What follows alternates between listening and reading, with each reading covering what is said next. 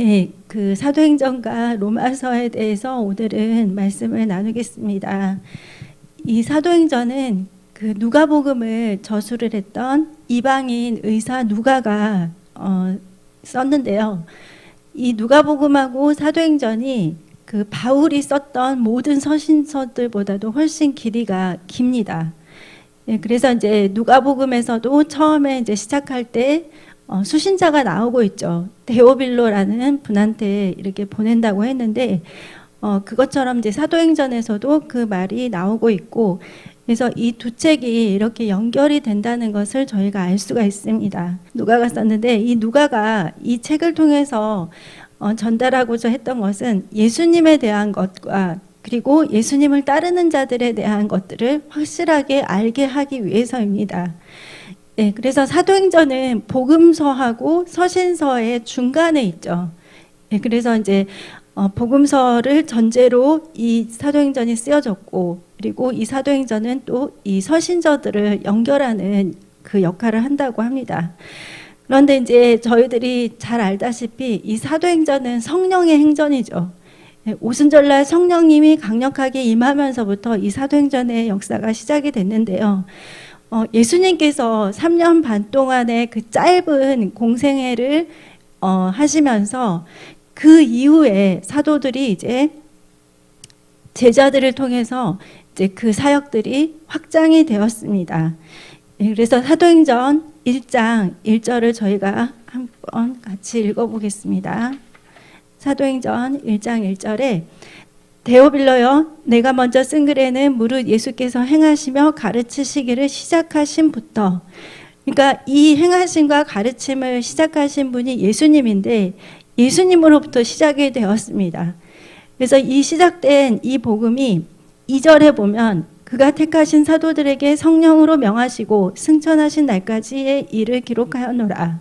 그래서 사도들에게 성령으로 명하시고, 그래서 계속해서 그 사도들을 통해서 이제 역사가 일어난 것입니다. 네, 그래서 이 사도들의 사역을 한번 살펴보면요. 이 사도들의 사역을 통해서 사실 저희들이 이 시대에 무엇을 해야 되는가를 알 수가 있습니다. 그러니까 사도들은 예수님이 행하셨던 그 일들을 그대로 행했고요. 또 예수님께서 하셨던 말씀을 그대로 또 전달을 했거든요. 그것처럼 저희들도 예수님이 행하셨던 그 일들을 행하고 예수님께서 말씀하셨던 것들을 그대로 전달을 하면 됩니다. 네, 그래서 이 사도행전이 사실은 사도들의 행전이기 때문에 많은 그 사도들에 대한 말씀들이 기록되어 있는 것 같지만 그 복음서에서도 예수님이 행하신 일들에서 몇 가지들을 이렇게 발췌해서 기록을 했듯이 사도행전도 크게 이제 2명의 사도의 이야기들이 중심이 되고 있습니다. 그래서 사도행전 1장부터 12장까지는 사도 베드로의 사역, 그리고 13장부터 28절까지는 사도 바울의 사역이 이렇게 기록이 되어 있습니다. 예. 그래서 이제 예수님께서는 그 예수님을 대신해서 계속해서 복음을 전할 이 제자들을 예비를 하셨죠. 3년 반 동안 공생애를 하실 동안. 그래서 예수님께서 부활하신 다음에 제자들을 증인으로 삼기 위해서 강조하셨던 2가지가 있습니다. 예, 그것이 이제 사도행전 1장 3절에 나와 있는데요. 같이 읽어보겠습니다. 그가 고난 받으신 후에 또한 그들에게 확실한 많은 증거로 친히 살아계심을 나타내사 40일 동안 그들에게 보이시며 하나님 나라의 일을 말씀하시니라. 그러니까 그래서 이제 예수님께서 그들을 증인 삼기 위해서 강조하셨던 사역이 첫 번째는 예수님께서 확실하게 살아서 부활을 하셨다는 것, 그것을 사도들에게 확증을 하셨습니다. 그리고 그들에게 하나님 나라의 일을 계속해서 말씀을 하셨습니다. 그래서 이 2가지를 가지고 증인으로서 이제 준비를 하게 하셨습니다.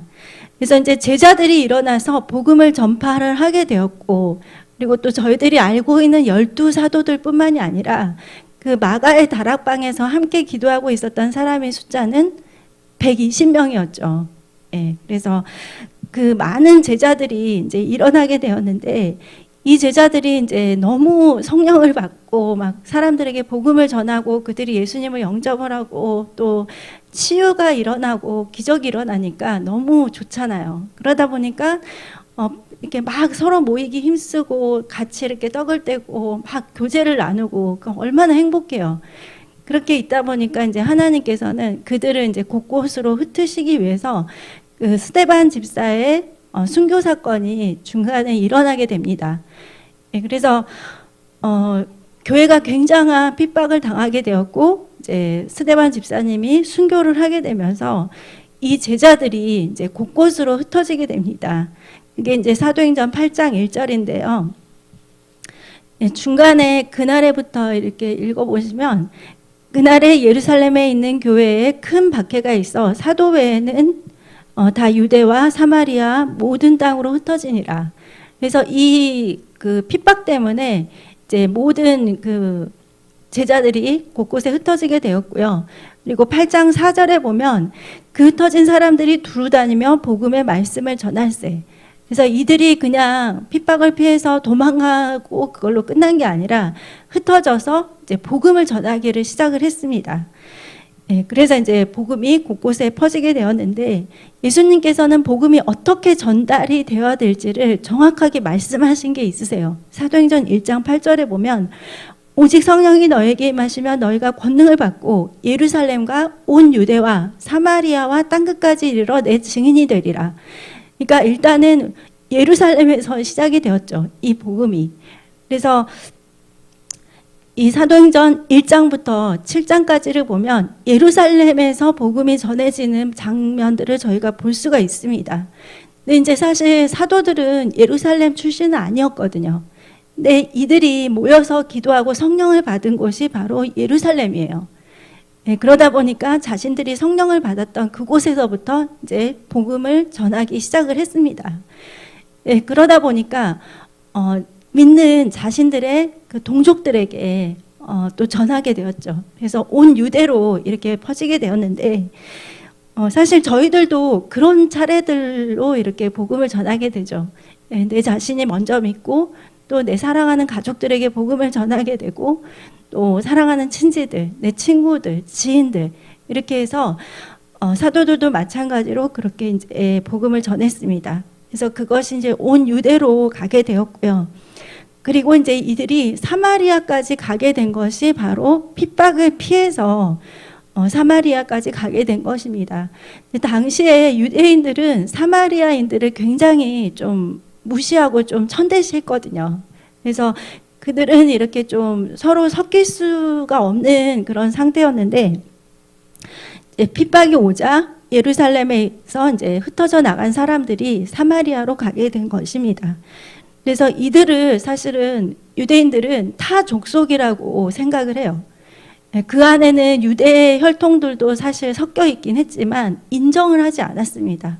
하지만 하나님은 그 타 민족이라도 그들에게 복음이 전파되기를 원하셨습니다. 그래서 처음에는 이제 사도 베드로도 그거 가지고 좀 충격을 받았죠. 아니 유대인뿐만이 아니라 이방인들에게도 복음이 전해져야 되는가? 네, 그래서 이제 그들도 예수를 믿고 성령을 받는 모습을 보면서 사도 베드로가 이제 굉장히 충격을 받았는데 이제 이 사도 바울은 이것을 굉장히 스스럼 없이 했죠. 예, 그 이방인들에게도 그 생명의 복음을 전해야 된다는 거. 그리고 이제 사마리아 다음이 땅끝이 나오고 있잖아요. 사마리아까지 전했는데 왜 갑자기 땅끝이 나왔을까? 근데 당시에 이제 사마리아에 살던 사람들 중에는 많은 숫자가 그 타국에서 왔던 사람들이 많이 있었어요. 그러다 보니까 이들이 사마리아에서 퍼진 그 복음을 듣고 또 자신들의 터전으로 외국으로 이렇게 돌아가게 되면서 세계 곳곳으로 복음이 전해지게 된 것입니다. 그래서 지난 시간에도 잠깐 말씀드렸듯이 왜 예수님께서 그 이스라엘이라는 그 작은 나라를 택하셨을까? 이거를 생각을 해보면 좀 처음엔 저도 이해가 안 됐는데 이 이스라엘이 굉장히 요지예요. 그래서 위로 올라가면 유럽이고 옆으로 가면은 아시아고 밑으로 내려가면 아프리카고 그래서 이곳에서 복음을 들은 사람들이 이렇게 위로 옆으로 아래로 세계 곳곳으로 복음을 가지고 이제 퍼져 나갔습니다. 예, 그러면은 이 복음이 어떻게 전파가 되었는지 이제 저희들이 살펴보면 사도들은 먼저 죄사함의 그 말씀을 선포했습니다. 예, 가장 중요한 것은 말씀을 듣는 것이죠. 예, 이 복음이 전해져야만 사람들이 이제 구원을 받을 수 있기 때문에, 그래서 이들은 예수 그리스도의 죽으심과 부활을 선포했고요. 그리고 회개하고 복음을 믿으라고 이렇게 선포했습니다. 그리고 예수님께서 이제 물로 세례를 받으라고 명령을 하셨잖아요. 그래서 그거에 대한 말씀도 전하고, 그리고 성령을 받고 성령의 권능이 임하게 됨을 계속해서 선포를 했습니다. 그리고 이제 또 사도들은 능력을 행함으로 예수님의 그 살아계심, 하나님의 살아계심을 증거를 했습니다. 저희들이 이제 잘 알고 있는 말씀인데요. 마가복음 16장 15절에서 20절인데요. 또 이르시되 너희는 온 천하에 다니며 만민에게 복음을 전파하라. 믿고 세례를 받는 사람은 구원을 얻을 것이요 믿지 않은 사람은 정죄를 받으리라. 믿는 자들에게는 이런 표적이 따르리니 곧 그들이 내 이름으로 귀신을 쫓아내며 새 방언을 말하며 뱀을 집어올리며 무슨 독을 마실지라도 해를 받지 아니하며 병든 사람에게 손을 얹은즉 나으리라 하시더니. 그래서 믿는 자들에게는 하나님이 주시는 이런 능력이 있습니다. 그것을 복음을 전할 때 그런 능력들이 같이 따라오게 된 것입니다. 왜냐하면 그 복음을 그냥 믿는 사람들도 있었지만 그것에 하나님의 그 능력이 나타남을 보면서 또 믿는 사람들이 더 많아졌었거든요. 그리고 이제 또 이 사도들이 어떻게 복음을 전했냐면 사랑을 실천함으로. 그 사도행전 2장에 보면은 나오고 있죠. 모든 사람들이 다 함께 있어 모든 물건을 서로 통용하고 재산과 소유를 팔아서 각 사람의 필요를 따라서 나누어 주고. 그래서 사람들이 구제에 힘쓰고 사랑의 실천을 이렇게 하게 되니까 옆에 있는 사람들이 저 사람들은 어떻게 해서 저렇게 변화를 받게 되었지? 무슨 일이 있었던 것이지? 이렇게 하면서 또 그걸 통해서 또 복음을 전하게 되었습니다. 그래서 이 사도들은 다른 것을 행한 게 아닙니다. 예수님으로부터 배웠던 것들을 이들도 그대로 그냥 행한 거예요. 배운 말씀을 그대로 전하고 또 예수님이 가르쳐 주신 사역들을 행함으로. 그래서 이 제자들이 사실 저희도 그 복음서를 통해서 보면은 제자들은 굉장히 뭐라 그럴까, 예수님으로부터 3년 반 동안이나 이렇게 훈련을 받았지만 이들이 성령을 받기 전에는 굉장히 비겁할 때도 있었고 또 예수님을 끝까지 옆에서 지켜드리지 못한 그런 연약함도 보였고 그랬지만 이들이 성령을 받은 이후에는 정말 달라졌습니다.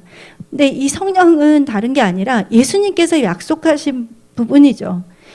그래서 사도행전 1장 4절에 사도와 함께 모이사 그들에게 분부하여 이르시되 예루살렘을 떠나지 말고 내게서 들은 바 아버지께서 약속하신 것을 기다리라.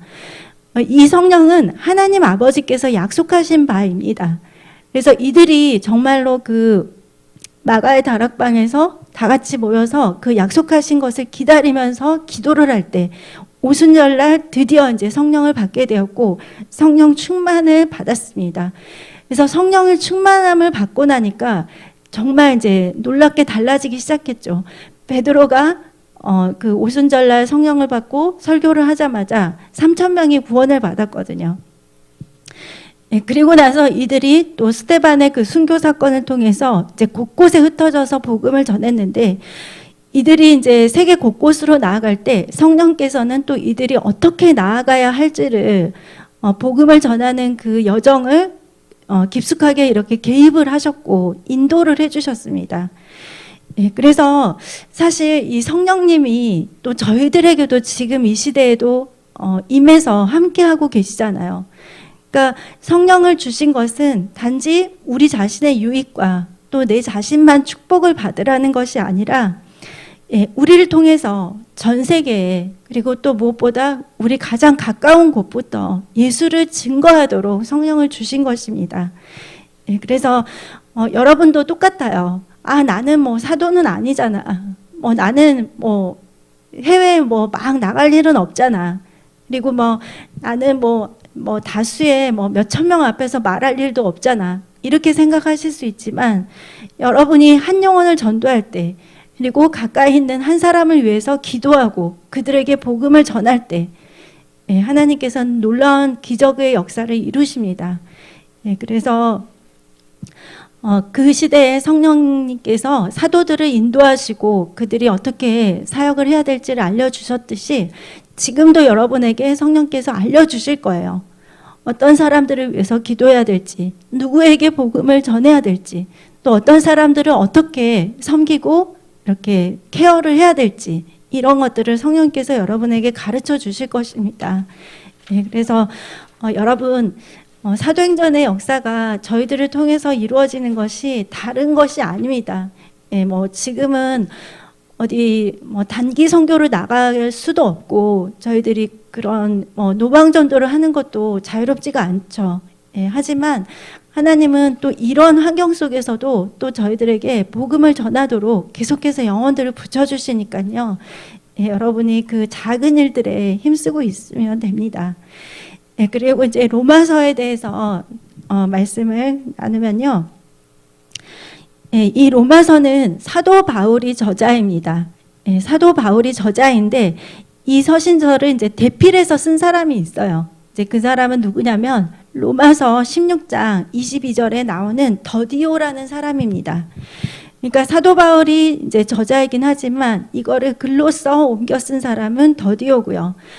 그리고 이제 이 로마서 이 서신서를 받아본 사람들은 누구냐면 로마서 1장 7절에 로마에서 하나님의 사랑하심을 받고 성도로 부름을 받은 모든 자.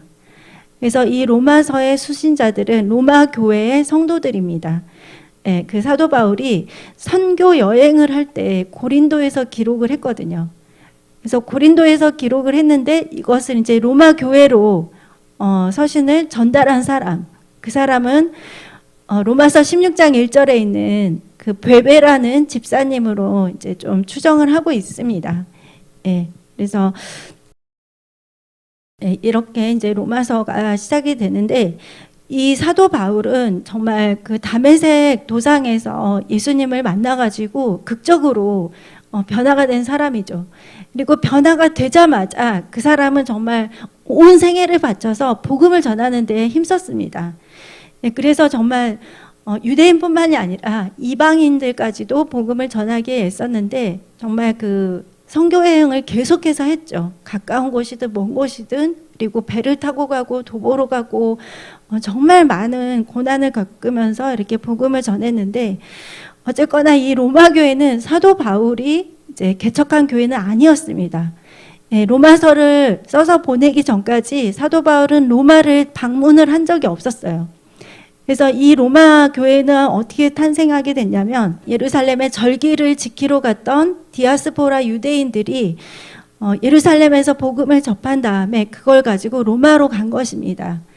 그래서 이 로마 교회에 이제 한 3가지 정도의 특성이 있었는데 첫 번째는 이런 그 디아스포라 유대인들이 복음을 듣고 로마에 가서 교회를 세웠기 때문에 유대 출신들이 이제 교회를 세운 거죠.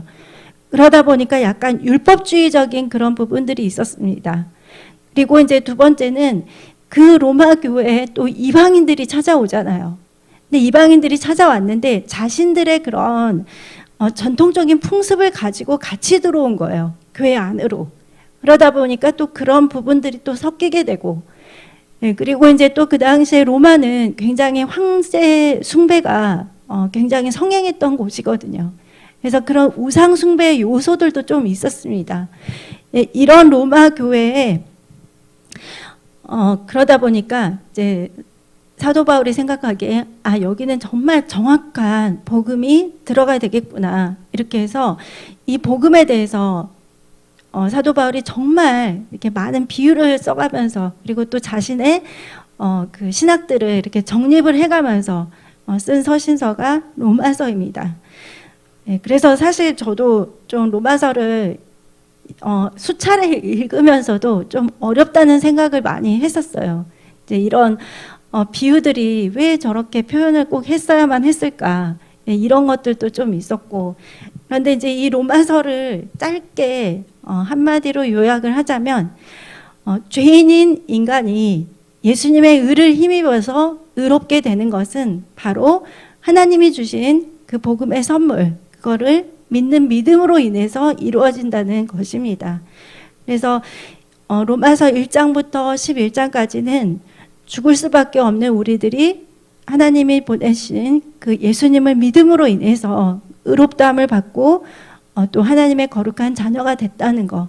그리고 로마서 12장부터 16장까지는 그렇게 변화된 우리들이 어떻게 믿음으로 살아야 되는지를 이제 설명을 하고 있습니다. 그래서 이제 이 로마서의 출발은 한 가지 이제 문제를 제기함으로 이렇게 출발을 하는데요. 사도 바울은 모든 사람이 죄를 범했고 그래서 하나님의 영광에 이르지 못했다는 것을 먼저 설명을 합니다. 그러니까 이 사도 바울은 유대인이잖아요. 그러니까 이제 사람들을 두 부류로 나눴어요. 이방인하고 유대인하고.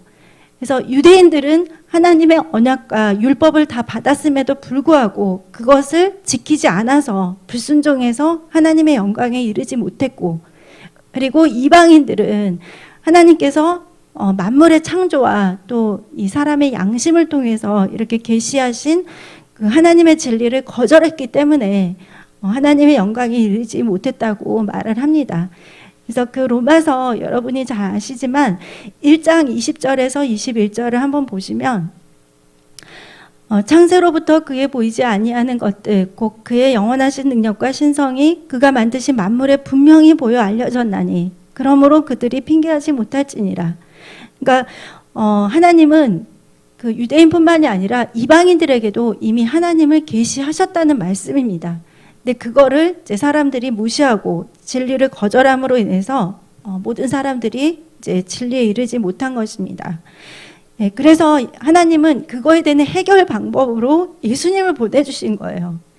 예, 그래서 예수님은 정말 은혜의 선물인데 모든 사람들의 구원을 위해서 독생자 예수님을 보내주셔서 그 예수님을 믿는 믿음으로 인해서 우리가 의롭게 변화된다는 것입니다. 그래서 아브라함도 사실 하나님께서 말씀하신 그 모든 것들을 믿음으로 인해서 하나님께서 그를 의롭다고 이렇게 말씀을 하셨거든요. 네, 그래서 저희들도 다른 것이 아닙니다. 하나님께서 주시는 말씀을 믿음으로 인해서 의롭게 되는 것입니다. 네, 그래서 이제 이 믿음의 내용을 한번 살펴보면 예수께서 그가 십자가와 죽은 자 가운데서 살아나신 그의 부활을 통해서 모든 죄에 대한 형벌의 대가를 다 지불하셨다는 거. 그리고 하나님께서는 죄를 위한 그리스도의 희생 제물이 되심을 믿는 모든 자들에게 의롭다함을 주셔서 그 죄책감에서 또 죄의 그 권세로부터 우리를 자유케 하시고 영생을 주셨다는 것입니다. 그래서 이것이 믿음의 내용이고요. 이것을 믿음으로 인해서 우리가 의롭다고 하나님은 하신 것입니다. 그리고 이제 또 하나님께서는 우리에게 성령을 주셨죠. 성령을 받고 나니까 이제 이 사람들이 성화의 과정으로 이렇게 들어가게 되는 것입니다. 우리는 공로가 없지만, 그래서 우리가 예수님과 함께 장사가 되었죠.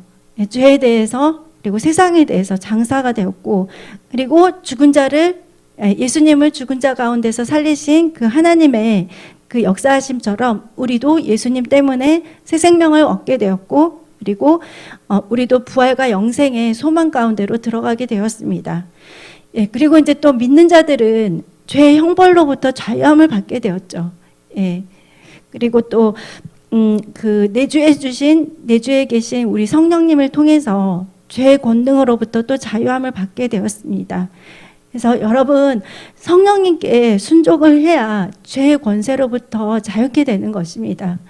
성령의 소욕이 이렇게 커지게 되면 육신의 소욕은 없어질 수밖에 없거든요. 하지만 내가 육신의 소욕이 가득 차 있다면 성령께서 내 안에 역사하실 수가 없으시죠.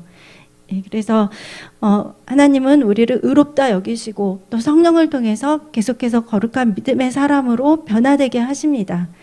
그래서 하나님께서는 성도의 그 행할 바, 성도의 지켜 나아가야 할 바를 아주 분명하고 정확하게 말씀해 주신 게 있습니다.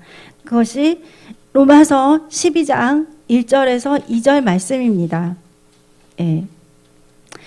그러므로 형제들아 내가 하나님의 모든 자비하심으로 너희를 권하노니 너희 몸을 하나님이 기뻐하시는 거룩한 산제물로 드리라. 이는 너희가 드릴 영적 예배니라.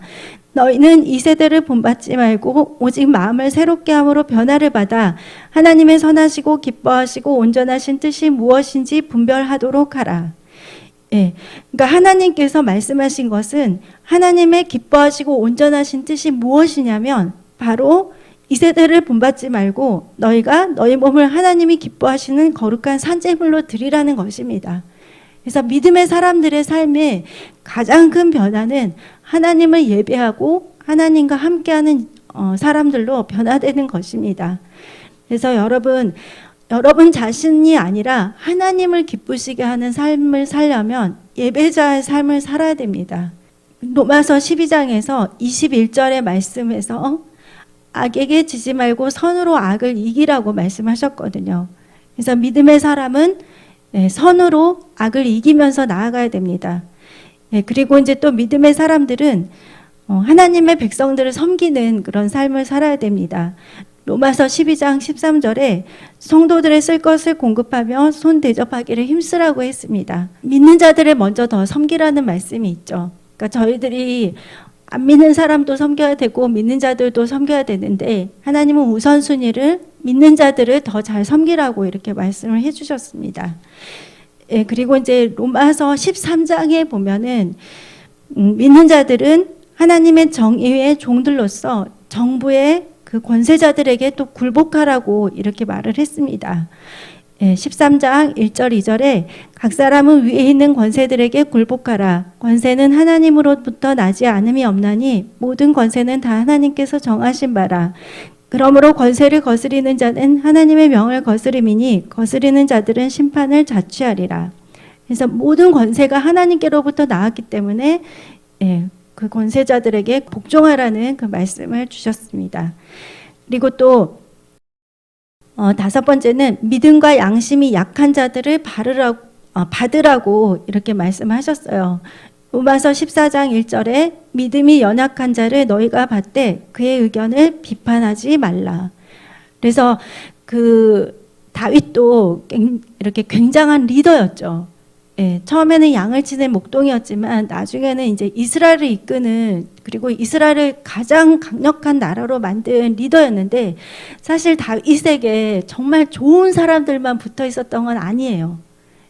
다윗이 이렇게 사울을 피해 다니면서 수백 명을 거느리고 다닐 때 그 중에는 불량한 자들도 있었고 좀 이렇게 뭐라 그럴까요?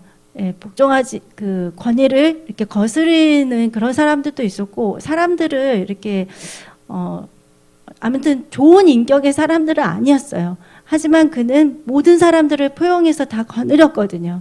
그래서 저희들도 이렇게 사람들을 만나다 보면 내 마음에 맞거나 그리고 또 나와 생각이 일치하고 또 인격적으로 훌륭한 사람들도 만나지만 또 그렇지 않은 사람들도 만나는데 이제 믿는 자들은 믿음과 양심이 약한 자들도 다 이렇게 포용하라는 말씀을 해 주셨습니다. 그래서 저희들이 말로써 복음을 전하기도 하고 또 우리들의 삶을 통해서도 예수님의 살아계심을 나타내기도 하거든요. 그래서 이것이 이제 세상에 알려지게 되는 그런 은혜의 복음인데요. 이 복음은 저희들의 안과 밖을 이렇게 다 변화를 시킵니다. 그래서 옆에 있는 사람들이 저 사람은 정말 변화되는구나. 저 사람을 저렇게 변화시킨 능력이 무엇일까? 이런 것들을 또 궁금해하기도 하죠. 그래서 이제 이렇게 해서 로마서 13장까지 끝나고 로마서 15장 이제 마지막 장에는 16장까지는 이제 맺는 말이 이렇게 나와 있습니다. 그래서 여러분 하나님께서는 오늘날도 또 저희들을 통해서 계속해서 그 사도행전의 역사를 이루십니다. 그리고 하나님의 복음은 은혜의 복음이죠. 그래서 그 복음을 나만 갖는 것이 아니라 또 내가 사랑하는 내 주위의 모든 자들에게 또 알려야 됩니다. 그리고 하나님은 또 이렇게 예수님을 통해서 구약을 딱 요약을 해주셨잖아요. 하나님을 사랑하고 내 이웃을 내 몸과 같이 사랑하라고. 근데 또 이 두 가지의 계명이 있다고 해서 10계명은 아무런 소용이 없는 건 아니거든요. 그래서 1계명부터 4계명까지 하나님과 관련된 계명, 5계명부터 10계명까지 사람들과 관련된 계명. 근데 또 거기에 하나님이 이렇게 우선순위를 두셨단 말이에요. 그래서 그런 것들을 보면 저희들이 뭔가를 결정을 할 때 하나님의 말씀을 대입을 해보면 분별하는 것도 쉬워지고 그리고 우선순위를 택하는 것도 쉬워집니다. 그래서 저희들이 삶에서 지금은 뭐 21세기고 2022년인데 하나님의 말씀을 내 삶에 적용을 할 때 어떻게 적용을 해야 되나. 근데 하나님은 분명히 이 시대에도 우리가 깨달을 수 있고 우리가 알 수 있는 말씀으로 저희들을 그 분별할 수 있도록 그리고 우선순위를 바로 할 수 있도록 도와주십니다. 네, 그래서 사도행전과 로마서 이번 연휴 동안에 읽어보시면서 또 은혜를 많이 받으시길 바랍니다. 네, 기도하겠습니다.